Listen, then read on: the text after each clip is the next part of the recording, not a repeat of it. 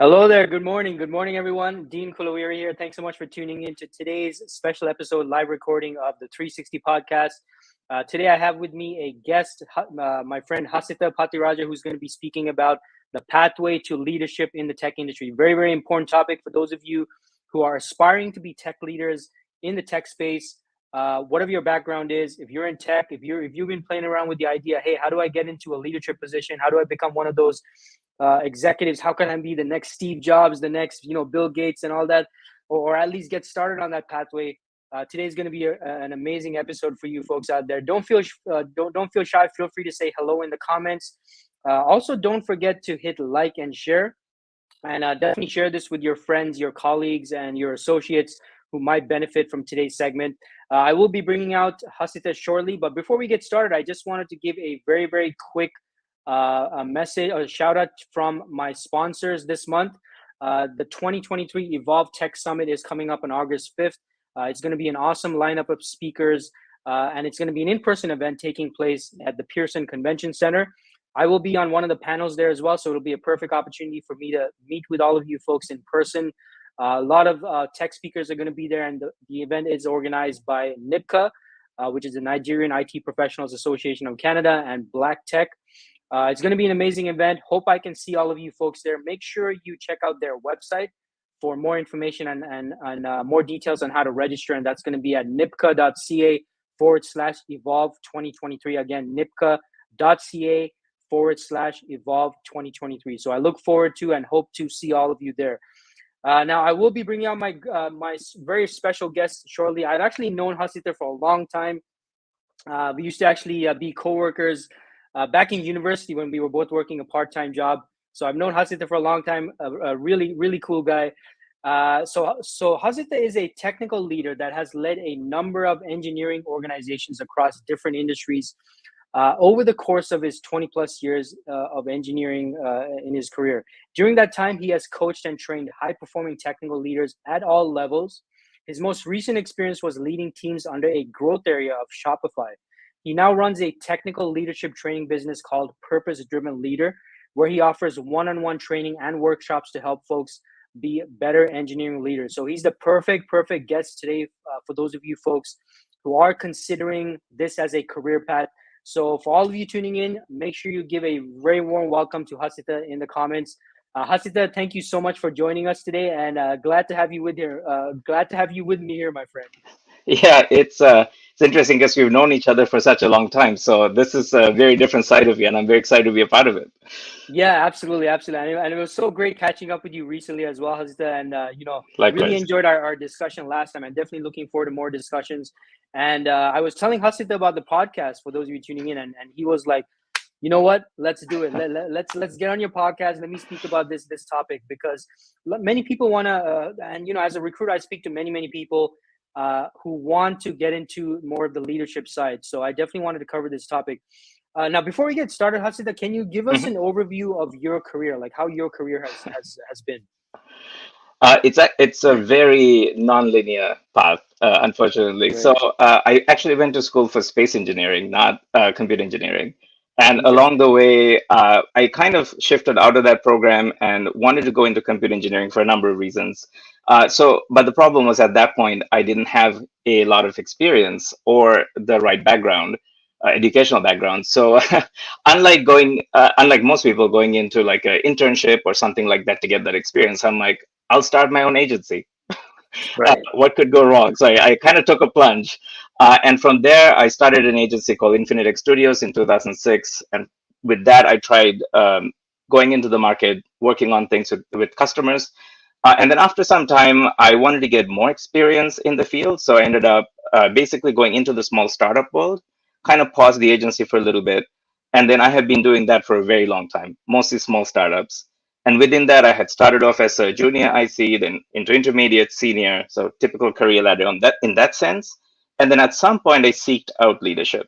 So I wanted to actually be a manager. Didn't know how to quite get there, which Mhm. a lot of my training now covers.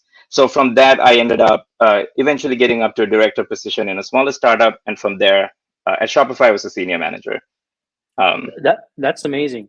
So Hasita, I mean, what made you choose to get into leadership? Like, what really influenced your decision? Because I know you from back in the day. I know you love getting hands on, like you're a hands on Yes. coder.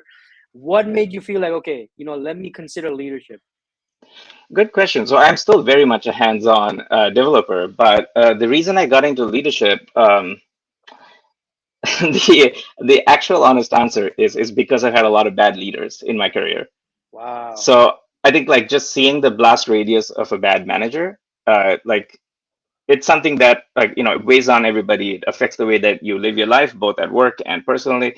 So it's like there are some very, very basic leadership and management design patterns, the same way we learn those design patterns in software. But most leaders who become leaders don't get there because they're good leaders. They get there because they're great ICs and they get promoted, right? Ah, And then they just kind of try to figure out the leadership role, just almost in an experiential way. And some of them end up in very kind of toxic pockets. So the main reason I wanted to double down on leadership and training others around me was even if I could, help with that, even a fraction. I think the compounding effects of having better leaders in the world is, that's kind of like what drove me. So that's what got me into leadership. But I think the reason doubled down on this was actually getting management training. So right. I went through this training program by Raw Signal Group, which I highly recommend if you're in Toronto. They're amazing, amazing folks who teach leadership training. And once I went through their program, I truly understood what I didn't know. Um, and then I kind of doubled down on this craft more. Yeah, that's and it's a very interesting point you said about these were all those bad leaders that you had observed or maybe even reported under or worked with.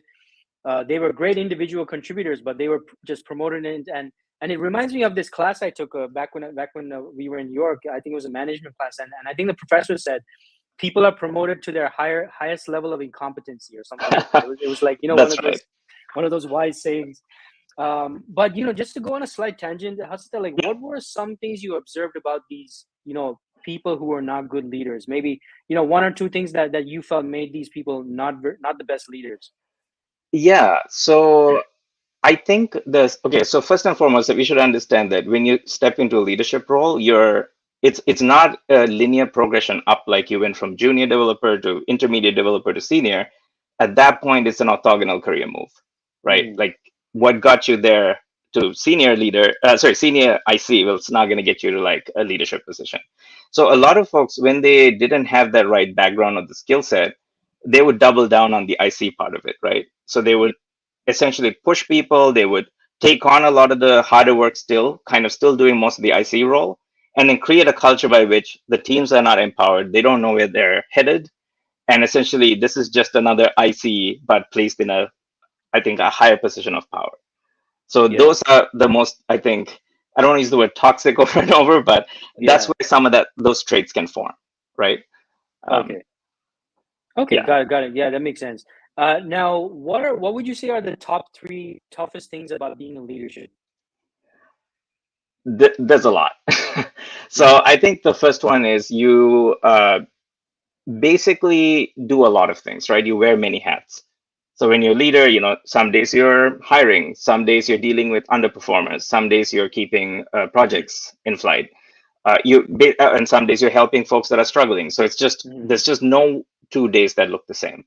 So I think Yeah, just that whole kind of shift between what you need to focus on all the time, that could be quite a lot, right? So I think that's one of the biggest challenges because in a software role, sure, you still do a lot of things, but at least you have more dedicated focus on one thing at a time, right? Um, so another one would be you have to make a lot of high impact decisions with pretty mm, minimal context, right? So you have to get that context quickly. You have to figure out your high leverage folks you need to have in the room to get those decisions made. But often you're working with very minimal context. So mm, those that are so used to kind of being in the software field, really knowing like, okay, here I have my requirements, I know what working looks like. It's a very different rhythm to set in to do this as a leadership role, right? yeah, And maybe a third one I'll throw in there is okay. So as a leader, you're singularly on the hook for some part of the business, right? So that's on your shoulders, and you're also leading a group of humans, mm, right? And whose well-being is now on your shoulders. So that's a lot to carry with you every single day, right? So I think yeah. like those are some of the things I would say when you switch from IC to leader. you now need to kind of shoulder. Now, do you enjoy those aspects, like those tough aspects of it, or? Uh, Asking all the right questions. So this is very much a personal thing. I'm heavily introverted, for those that oh, don't okay. know me, right? So for me, what one thing I've noticed about myself is what gives me energy and what gives me satisfaction are not aligned. Mm, So when I code, or even if I when I play music, I can see some of my instruments at the back. That gives yeah. me a lot of energy. But what I'm noticing is over time that kind of numbs me. I don't really feel like I'm connected to purpose. But like with leadership, I get more of that side of it. So I get more satisfaction, but I rapidly lose energy. So in some sense, Okay. like these are hard, but they are things that I pursue because even in the moment, if I lose a little bit of energy, over time, it actually gives me a lot of purpose and satisfaction. Just kind of seeing things come to light and good value being created and people leveling up, right, as a result of you being there. Um, so I think it Okay. makes Okay. it worth it. So yeah, I mean, so from what you're saying, that it seems like the sense of purpose is really what pulls you through these those tough aspects of being a leader. Right. So would you say that, let's say I'm someone who's like, oh, I want to be a leader because I want a prestigious title and make a lot of money. Uh, would you say that maybe that's not enough of a purpose to pull you through these tough aspects of being a leader? So a title definitely does not make you a leader, right? So if folks are just going after the title, I'll caveat this with one thing. Titles do open doors, right? Mm, Titles do give you leverage. So I'm never going to discount somebody who's like, I want the title because it helps me step into the next, chapter in my life. That's a valid thing to say.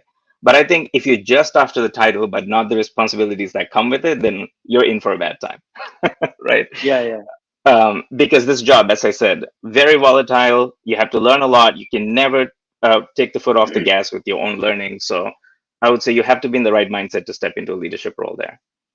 Right, and I really like how you mentioned the fact that you're a self-professed introvert. I think I Yes, think very much many so. people, yeah, I think many people out there, they think, oh well, I'm an introvert, so I don't want to do like a people focused role. I don't want to manage people, and blah blah blah. But obviously, it's possible, right? I mean, just because you're an Absolutely. introvert doesn't mean you can't be a leader. Yeah, I think people, this is a great point. I think people get confused between introversion and shyness or just lack of Yeah, yeah, communication skills, right? Because I think at least, like, I could be wrong because I'm not a clinical psychologist or anything, but the way I think about it is that, first of all, it is a spectrum. And second, if you're an introvert, I think the way I define it is that I lose energy through social interactions, yeah, whereas extroverts gain it, right? yeah. So I still like talking to people, but I just know like sometimes if I've had a long day of one-on-ones or meetings, I want to take a nap afterwards. Like I'm not energized by any of that. Like even this conversation is rapidly draining me, but it is Yeah. worth it, right? And I'm enjoying it. Okay. All right. Sounds good. Yeah, but I mean, that's a great point because it is like more of a scale rather than something Correct. something in two extremes. Yeah. I think the thing is people think that an extrovert means someone who maybe talks a lot and socializes a True. lot. An introvert is someone who just doesn't talk much. Yeah. Because I'm not a very talkative person, so people Right. assume I'm an introvert. But Yeah. I'm actually an extrovert because I love being Right. around people. Like I get my energy like from being around people. So Yes. that's a great point there. That reminds me, I've had a product manager who so basically at the end of the day, she would be like, I feel so exhausted. Can we hop on a call? I just want to talk to you. I'm like, I literally want to do the exact opposite of what you I'm the just said. yeah. Right. So different people, right? You need all sorts of personalities. Yeah, yeah, absolutely. Now, Hasitha, moving on Yeah. to folks who want to get into this path, like how do people figure out for themselves, Mhm. hey, management is the right path for me? Mm. So that's a pretty loaded question in that like there's a lot of things to look at because there's no one reason you step into this role, right? But I would say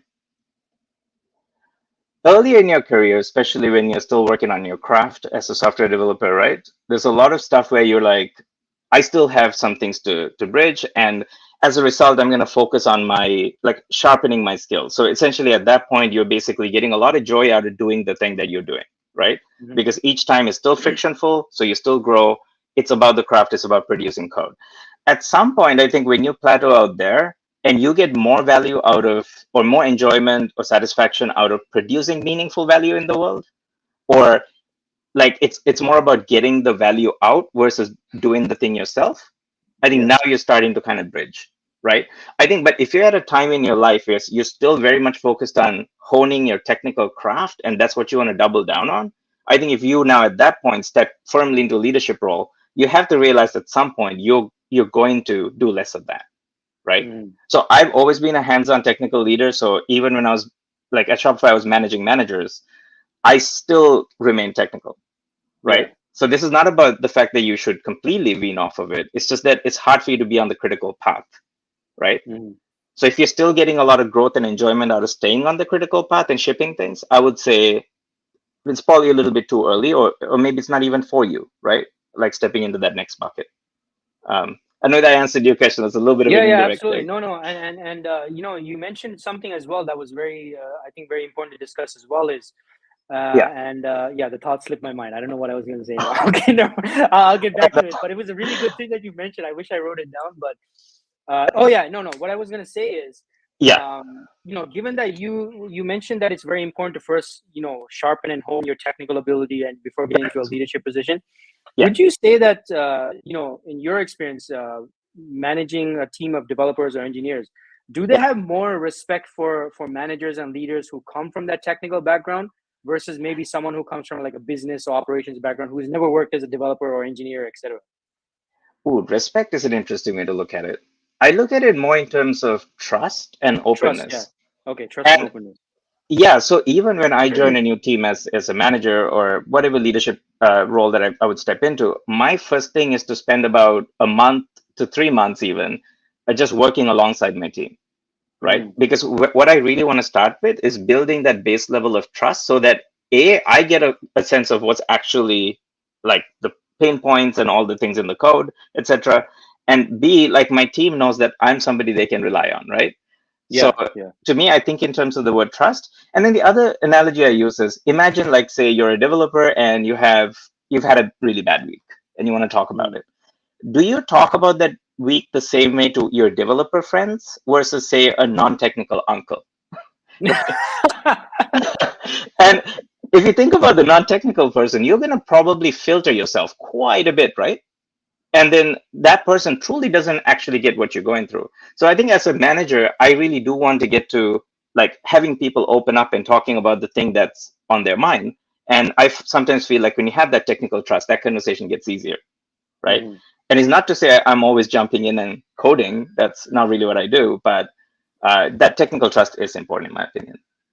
Okay, okay. I mean, that makes sense. So it comes down to not just respect, but I think something very important you pointed out was the openness and the trust, right? I mean, that's a very important aspect. And Yes. just to confirm for everyone out there, the non-technical uncles always have an opinion. Whatever the topic, they always have an opinion. At least in the South Asian community, right? Uh, Agreed. yeah, I actually want to uh, touch on something Dean, before you move on, yeah, because yeah, sure. I figured in your previous question, maybe people are also not very calibrated about what the purpose of a leader is, like Mhm. what your one goal is. I is there even a way to like poll? I think that might be actually slower to do, Oh right? no, unfortunately, I don't. I wish they had that feature, but unfortunately, no. Okay. There's no poll. No, even just to ask it in chat and see. But like, I'll just say it. Like, I think the way, at least my definition is, right? Your singular goal is to make your team more effective so that they can produce meaningful value, Mm. right? Oh, nice. Okay. And I think once you have that baseline of, okay, like if you just do all the work yourself or you're always coming in to save the day, you're not making your team more effective, right? Yeah. In the moment, you might be helping them, but they're not growing as a result of you. And then also to ship meaningful value, you have to first define what meaningful means. So there's a lot of homework you need to do as a leader to really bridge out to like what the company finds useful and what success looks like for the company this year, this quarter, etc. And then try to map it down to your team.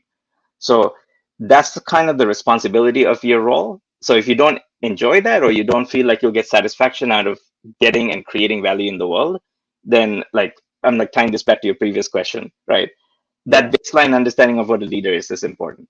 Because there are leaders in other companies where they jump in and they're just the ones who write most of the code. And the Hmm. team kind of just gets shielded out under them. That's a terrible leadership model because that Yeah. does not grow your team over time, right? So Okay, gotcha. Now, from Hasitha, from a job yeah, search standpoint, how do people increase their odds of landing into a leadership role? good question. So this is a very topical one, I guess, given the climate we're in as well, right? Yeah. Where essentially companies are, in some ways, trimming their leadership layers, and then the current managers are heavily overloaded, right? So there's all these things going on. I'm sure this will pass, but at least for the time being, it is in a bit of a pressure cooker. Um, so how do you increase your odds? I think one of the classic mistakes I see people make is they go to the interview and they talk about how great they are, their skill Mm. set and everything. I know you've had other folks who actually have given really good kind of frameworks and tools around how to interview. I believe you had Sherry a Yes, couple that's right. episodes ago. So I'm not Yeah, going to go that's right. through like those things. I'm just going to mainly speak to like the leadership component of it, right? Mm. So if you're at the table talking to a company, if you just go through, here's all the things I've done, here are all my wins and all that. Sure, that's one component of it. But realistically, how much are you trying to figure out like how you can help the company, right? Because at the end of the day, the company didn't bring you over there just to hear how great you are, right? You Mm. have to bridge to where they are.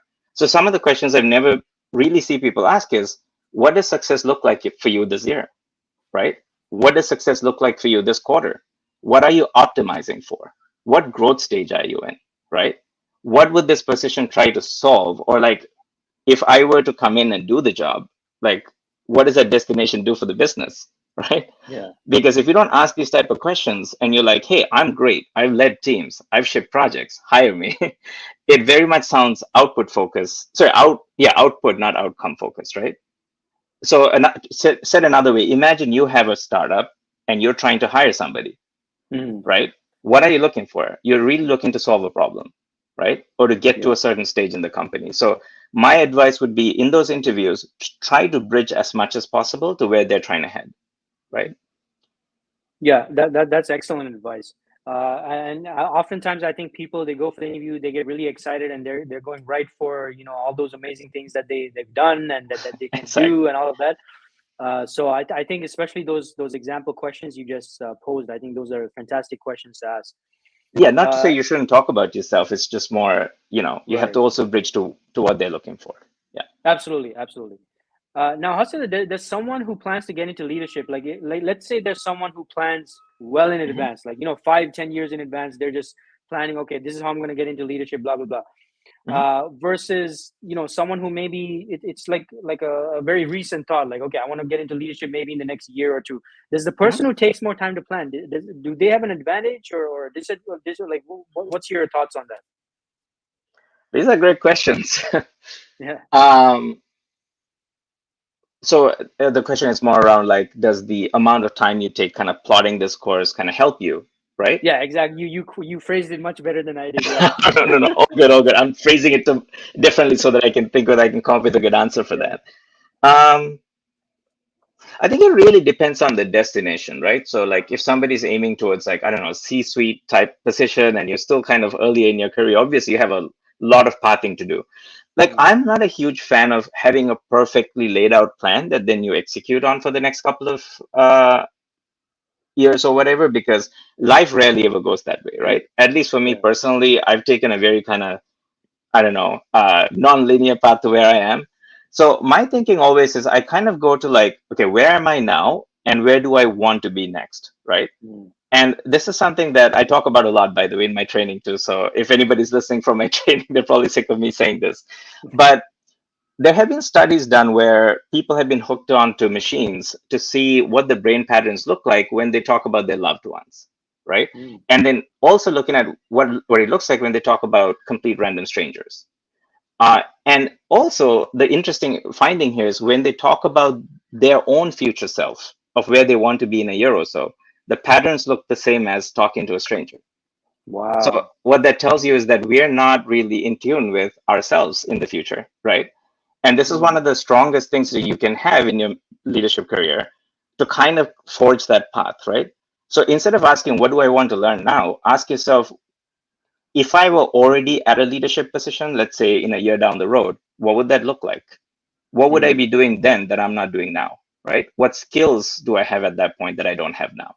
So the more you can bridge over to where you want to be, the easier the pathing becomes. And then multiple things could take you there, right?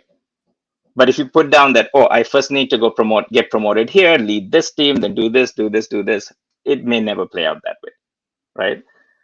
So at a very high level, I would say the way I think about leadership is I very carefully in my career crafted opportunities and things that would get me to those skills and to be able to speak as if I'm already a leader faster.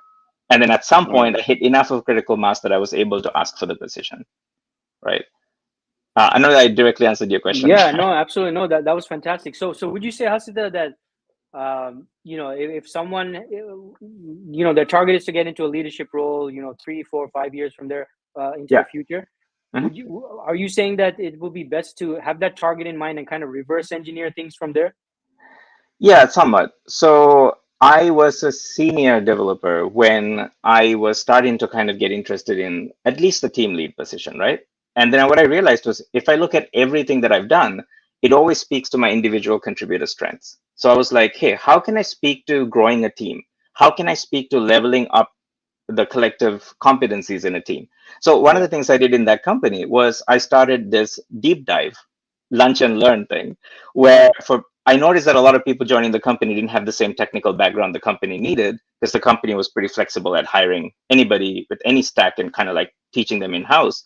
But I took it upon myself to take some of my lunches and be like, let's do a thing where we pick one topic in this language and deep dive, right? Nobody told me to do that. But I figured if I did that, that would be a nice bullet point on my resume, even if I didn't have a leadership title, right? Another one I did was there was an apprenticeship program that was coming up in that company.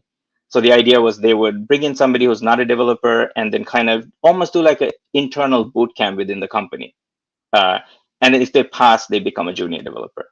So I was like, I want to volunteer for that program, right? Because that would be a great thing for me to be able to say that I was a part of a program that helped like on-ramp engineers, right? So essentially what I'm trying to say is one of the exercises I do is I think about my resume and what skills and bullet points I can put down that would make me look like the leader that I want to be. And then seek out opportunities, even in my current position, to see how I can paint that picture now, right? So this is less pathing, less pathing through like promotions, but more like doing the thing now. I don't know whether that kind of makes Okay, yeah, sense. absolutely. No, I really like that. So basically what you're saying is that you looked for opportunities to help you get to, the leadership type of roles. Like you saw an opportunity to, you gave some examples there. Yeah. So knowing what you want, you have to look for the opportunities too. You can't expect everything to just fall into your lap and your manager managing magically tells you, hey, do you want to get into leadership? What you're saying is you had to actively look for opportunities as well where you can help progress yourself into that arena. I think it's called the Bader-Meinhof effect. I have to like double check the pronunciation and What's that spelling of term? that. Say that again. What's that term? I think it's Bader-Meinhof effect. And what it Oh, okay, yeah. is when you basically have a filter on. So one example that everybody uses is when you're in the market for a certain kind of car, suddenly you see that car everywhere, right? When you're out and about. And you're like, how come I never noticed that this car is everywhere? I was about to bring up that example. Exactly. Yes. Yeah, so I think part of like bridging to your future self and saying, hey, here are some of the things that would get me to like the kind of position I'm looking for is that now within your org and even just outside, you see those opportunities, right? And I think that is part of the reason why you want to start with that destination setting and then apply that filter. It happens automatically, right? I would augment this with one more thing. I would talk to your manager right out of the gate that you have these ambitions, right? Because you want your manager to be one of your sponsors, somebody who also watches out for opportunities that could help you get those things. So, like, once you have this destination in mind, have a candid conversation with your manager and be like, is this achievable for me in this time frame, right? Or and like even work on a development plan that kind of outlines, hey, if I hit these skills and competencies along the way, around this time we can have a serious conversation about being a leader, right? And if that doesn't happen with that company, you can always switch companies, right? You don't have to do this all in one company. So I think it's a combination of you being very clear where you want to head next, one step at a time, and then also maybe putting it out into the world a little bit with your manager. Got it. Now, quick question about that, Hasitha, because I think that's great advice. Now, some folks watching might also be thinking, just to play a little devil's advocate. Yes, Won't please. that like intimidate some managers? Like, what if you're interviewing with a company and they're like, oh, this guy wants, or this guy or gal wants to, get into a management position? Like, at which point should you feel open to with speaking to your manager about those ambitions you might have, I without making see. them think that, oh, they want to replace me, or they want to, you don't want to cause any such type of thing, Yeah, you right? definitely don't want to operate from like a zero sum game, right? Because it's like, Yeah. hey, there's one manager position and now I'm vying for it. No, you don't want to start there. I think maybe the way you can start that conversation is you could be like, hey, I've been a developer for this long and I am now starting to explore uh, what it might look like for me if I were in such a position, right? So, like, I think you can kind of talk about it less about like, hey, I want this position, but more about I want to round out more as a developer as well as understand what leadership is like. So the Mm, opportunities you're looking for are not like, hey, I need that position. It's like, can I do more things that grow me as a leader? Like, by right. the way, in my training, I don't just help engineering managers. I also help team leads, tech leads, staff developers.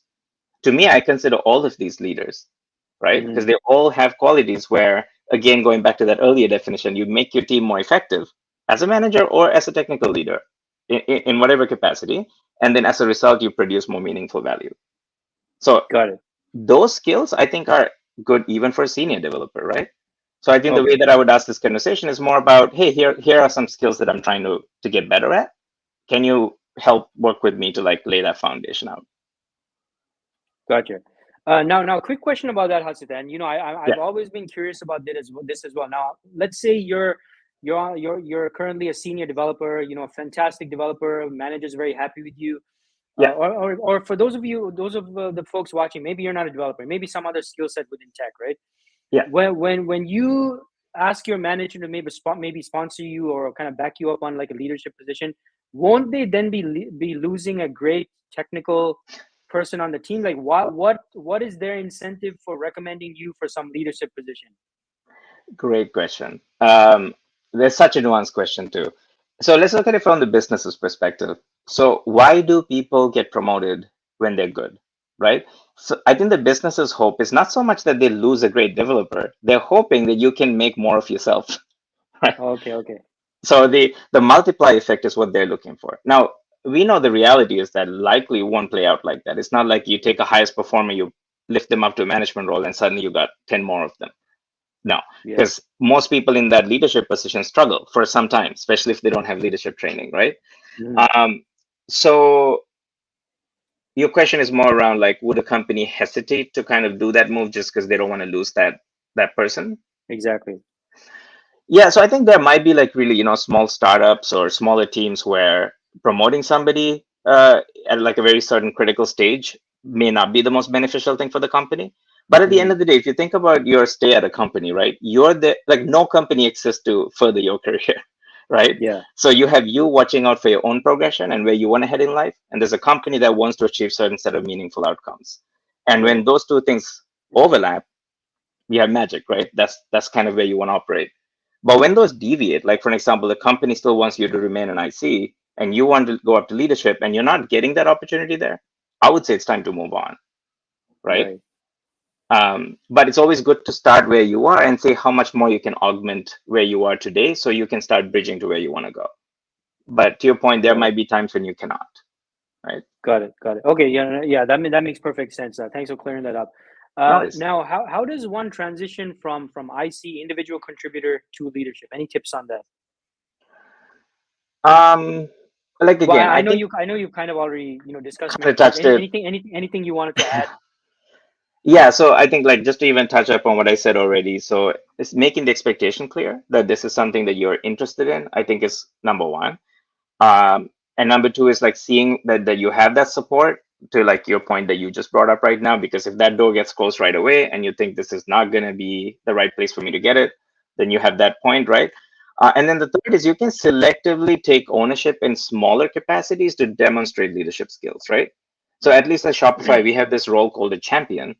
And what it is that every time you do a project, you have this person who's singularly responsible for the success of it. I'm sure a lot of companies have similar roles. So it's not about just the shipping the code. For an example, if you have a project and you have a hypothesis that this project is going to move a certain metric or something like that, the Mhm. champion's on the hook for achieving that, right? So Right. even if you're not a leader, you can say start taking on the responsibility with the support of your manager, saying, can I champion a project, right?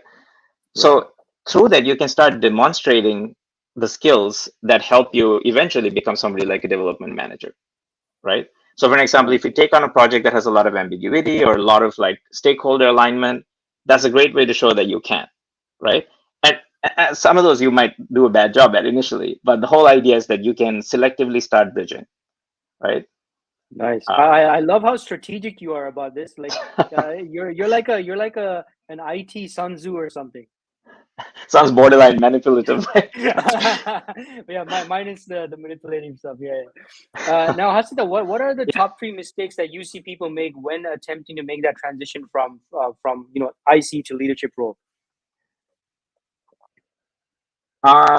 Maybe I can speak more to like maybe the mistakes people make once they land the role, because I Yeah, think yeah, sure. Yeah, actually, that would be great. Yeah, if please that's do that. useful.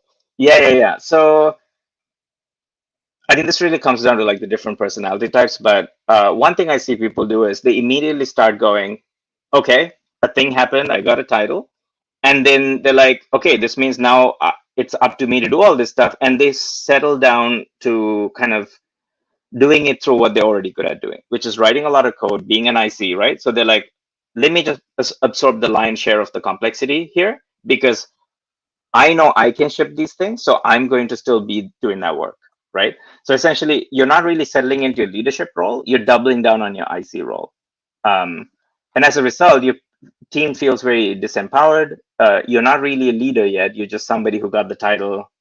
Does that kind of make sense? Yeah, I just wanted to quickly clarify something. We got Ehsan in the comments says, "What do you Oh, guys mean by IC industry?" So sorry, what that I should means is have individual contributor, right? individual contributor. Thank you so much. I should be looking at the chat as well when I'm doing No worries. this. Great question. Yes.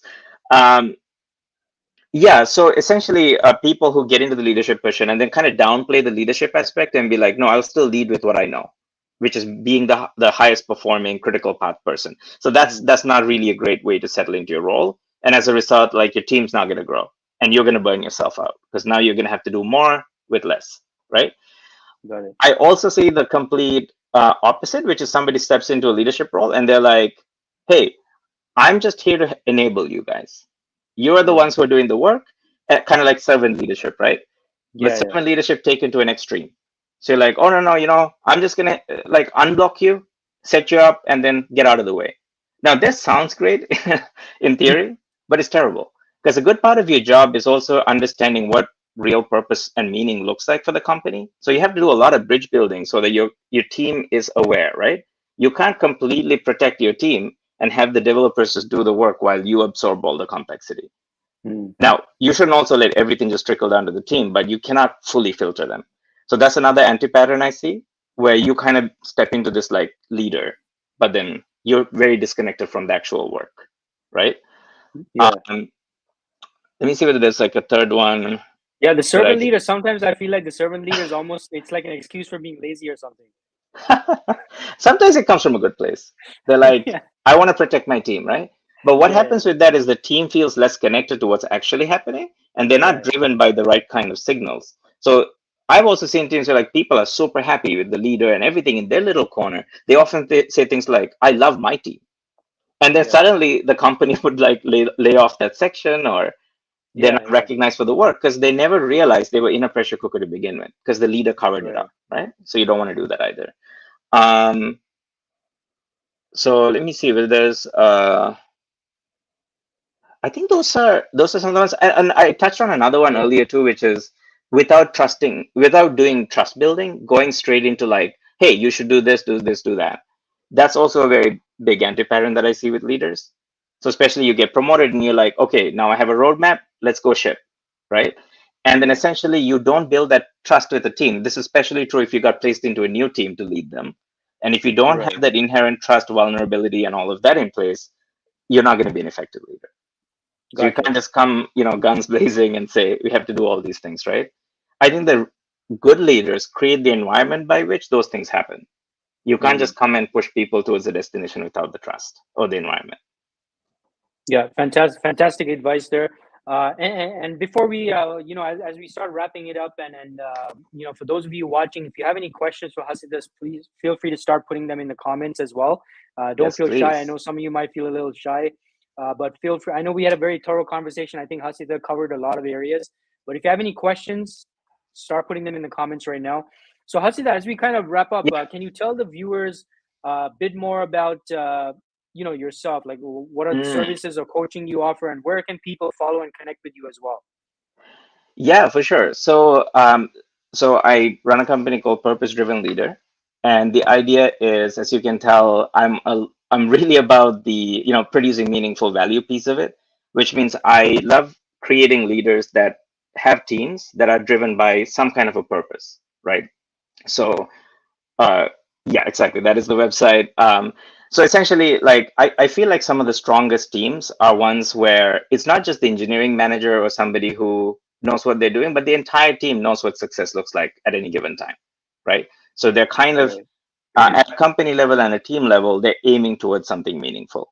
So I do a lot of training for technical leaders, so engineering managers, staff developers, team leads, tech leads, anybody in a leadership position to help build themselves and their teams in that way. And if you scroll down a little bit to no, further down, yeah, into like what we do. So yeah, so I basically do this through one-on-one coaching and mentorship. So let's say somebody has very specific needs. Let's say they're aspiring and they want to get to a leadership position, or they're a new leader and they're still trying to like find their footing, or anything specific. Then on that rightmost side, there's a button there where like basically I jump on a call and help them kind of navigate that one-on-one. And then secondary, I have all these workshops where you can see some of the topics, no, in the same area. Oh, sorry. On the left, so I have like one more towards like junior folks in leadership, and the middle one is more towards like, currently somebody who's currently leading a team. There are some topics in there that you can kind of quickly glance at.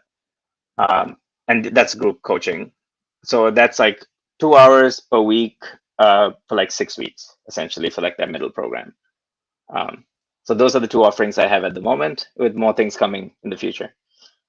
Awesome, fantastic. So, folks, make sure you check it out again. The website is purposedrivenleader.ca for more information on how you can further connect with Hasitha, and he can further coach you on your ambitions for getting into leadership. So again, I'm posting the link. It's right below us Yeah. there. Purposedrivenleader.ca. Hasita, any other final thoughts, or actually, I think we have a question here from the comments. Ehsan says, any advice on how we can start a Java developer role with Shopify? Thanks for all the great info, guys. Oh, that's a very interesting question. So, Ezhan, I don't know whether you know, but Shopify is a Ruby shop for the most part, right?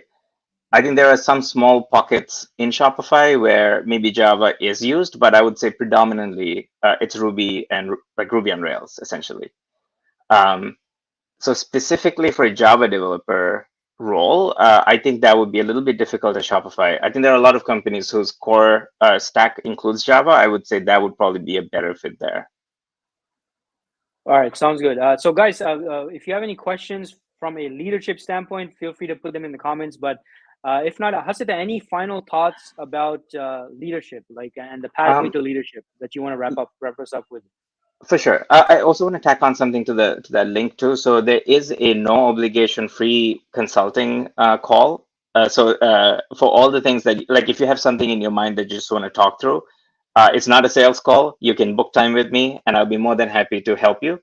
Um, so I just wanted to say that on the side, if anybody wants to like carry on this conversation and ask any specific questions.